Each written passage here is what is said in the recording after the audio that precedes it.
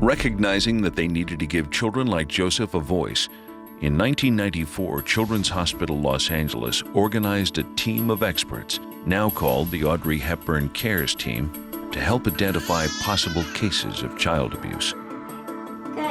Dr. Karen K. Imagawa is the medical director of the team and a leading expert in child abuse. Whenever patients come into our emergency department or through any of our outpatient clinics and there is a concern regarding trauma or there's injuries, then our Audrey Hepburn CARES Team is consulted to help figure out the cause of these various injuries. The team works closely with the hospital's entire staff of specialists, including radiologists, ophthalmologists, trauma surgeons, and neurologists, to help identify what may or may not be an accidental injury. It's not just a matter of having those subspecialties available. We have experts in those subspecialties. We've got the best of the best here at Children's Hospital Los Angeles. The Audrey Hepburn CARES Team also works in tandem with law enforcement and child protective services agencies to make sure that those who abuse children don't repeat their crimes. In Joseph's case, his babysitter ultimately confessed to abusing him and was sentenced to 5 years behind bars.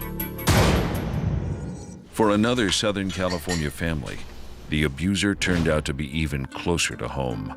The nightmare began with a terrifying phone call to Nancy Palacios. So I answered the phone, and it was my mom saying, you know, the baby's getting airlifted, going to the hospital, and I have no idea what's going on.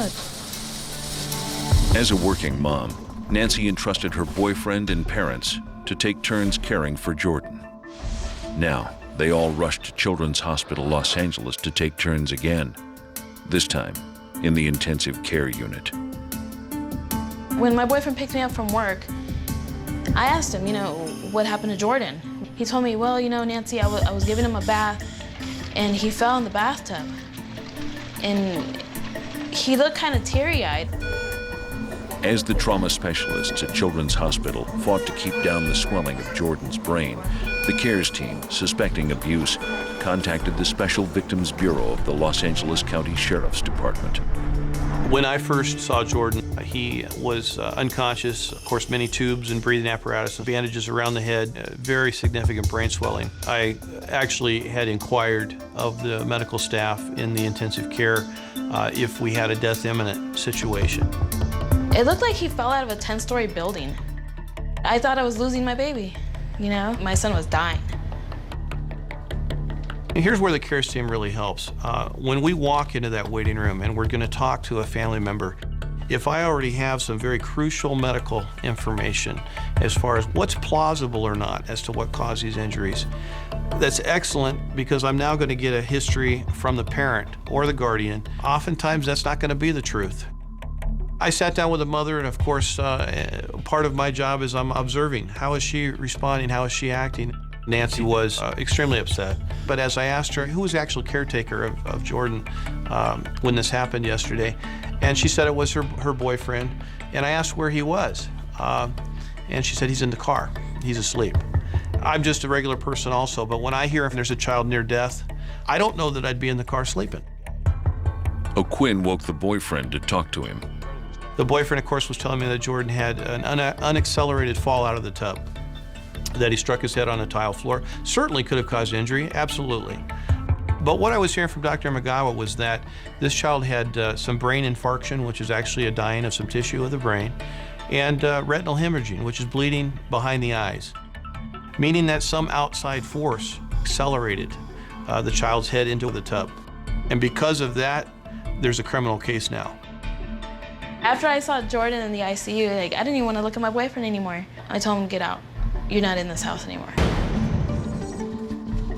Detective O'Quinn took Jordan's case to the Los Angeles District Attorney's Family Violence Division, led by Head Deputy Victoria Lewis Adams. Like many child abuse cases, there were no witnesses. The only voice to tell Jordan's story were his x-rays, and the only person to speak with that voice, Dr. Karen K. Imagawa. When the case of baby Jordan came in, Dr. Imagawa was able to just spend invaluable hours going over the medical evidence. Without the CARES team and their expertise, I don't know that we would have been able to secure a conviction. The CARES team saved baby Jordan's life that day, and though he never admitted his guilt, they helped send Nancy's ex-boyfriend to jail for 5 years. The CARES team could not do its life-saving work without founding sponsor Longines Watch Company, or the ongoing support of both the Nicole Parker Foundation for Children and the Audrey Hepburn Children's Fund. In 2002, the CARES team took on the name of that legendary actress in honor of her lifelong advocacy for children worldwide.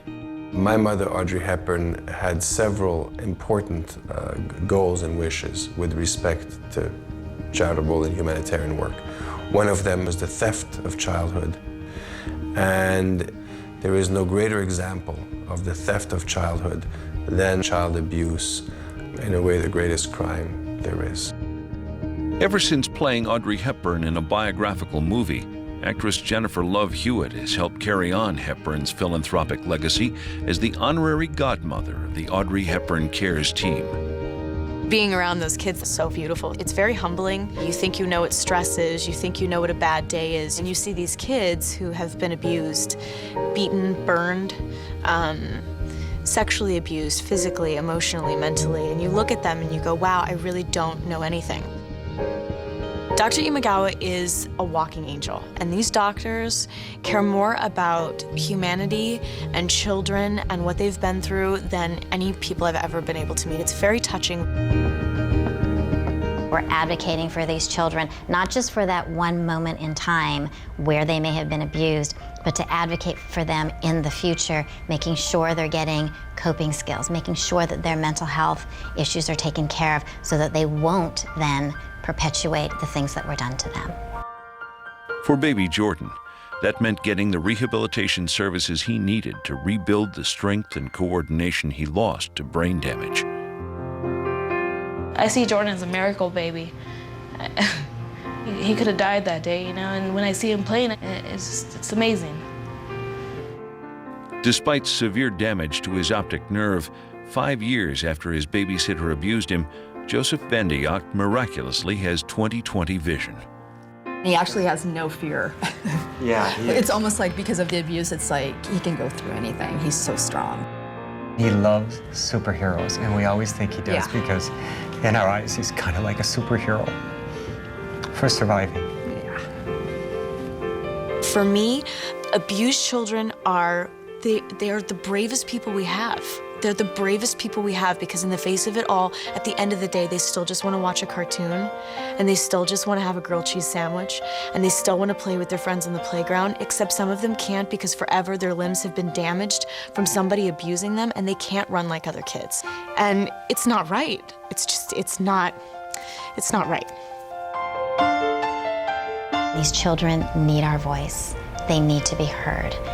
And it's our hope that the Audrey Hepburn CARES team can speak for these children who, in Audrey Hepburn's words, children who cannot speak for themselves, children who have absolutely nothing but their courage and their smiles, their wits and their dreams.